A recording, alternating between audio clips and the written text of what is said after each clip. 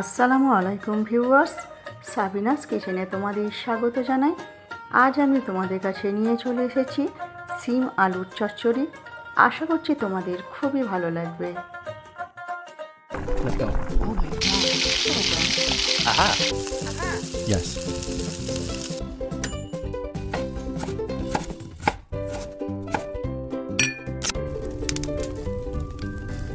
Wow. Thank you. SIM 2 piece করে কেটে রেখেছি, আর আলু সরু সরু কেটে রেখেছি, আর পেঁয়াজ কেটে রেখেছি। কড়াইতে সর্ষের তেল দিয়ে পেঁয়াজ কুচি দিয়ে দিলাম। আমি এখানে একটা বড় সাইজের পেঁয়াজ দিয়েছি।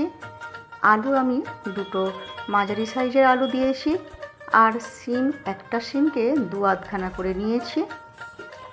নিয়ে আমি দিয়ে দিচ্ছি, দিয়ে কড়াই দিয়ে দিলাম, দিয়ে পরিমাণ মতো লবণ, হাফ চামচ লঙ্কা গুঁড়ো, হাফ চামচ হলুদ গুঁড়ো দিয়ে এবারে আমি কষিয়ে নেব ভালো করে।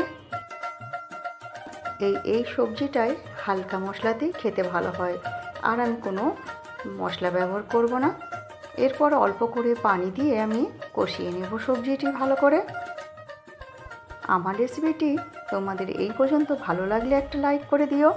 পরবর্তী রেসিপি কী পেতে চাও সেটাও কমেন্ট করে জানিও। কষানো হয়ে গেলে অল্প করে পানি দিয়ে দেব, দিয়ে ঢেকে মিডিয়াম আঁচে হতে দেব। তরকারিতে যখন ঝোল শুকিয়ে আসবে তখন আমি ধনেপাতা কুচি ছড়িয়ে দিচ্ছি। ধনেপাতা কুচি দিয়ে ভালো করে আমি নেড়ে দেব। এরপর আমি হতে দেব। এই তরকারিটা একেবারে তলা ধরা ধরা করে নামালে খেতে দারুণ লাগে। অল্পও যদি ঝোল রয়ে যায় তাহলে খেতে অতটা ভালো হয় না।